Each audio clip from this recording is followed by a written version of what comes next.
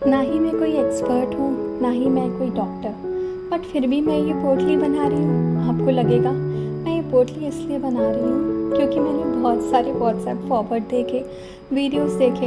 अरे नहीं, मैं इसलिए नहीं बना रही ये, मैं इसलिए बना रही हूँ क्योंकि मेरी माँ ने मुझे बोला है और मुझे मेरी माँ पे पूरा भरोसा है और मेरी माँ को इन इंग्रेडिएंट्स पे। कहते हैं ना, पुराने लोगों के पास बहुत सारे नुस्खे होते हैं, तरीके होते हैं जो हम बच्चों को नहीं पता। और वैसे भी हर माँ बाप के लिए उसका बच्चा कितना भी बड़ा हो जाए वो बच्चा ही रहेगा। तो मेरी मम्मी कुछ ज़्यादा ही स्ट्रेस में रहती हैं क्योंकि मैं इंडिया में नहीं हूँ ना, तो उन्होंने मुझे फोर्सफुली बोला कि ये बनाओ और सबके लिए रखो। हबी को भी दो जब वो ऑफिस जाते हैं कि इसको स्मेल करते रहें। जब मैं ये आज बना रही थी तो मैंने सोचा मैं आप लोगों को भी दिखा दूँ। अगर आपको सही लगे तो आप भी बनाइएगा, नहीं सही लगे तो कोई बात नहीं। वैसे ये वीडियो बनाने के बाद इसका सबसे पहला लिंक मैं अपनी माँ को भेजूँगी।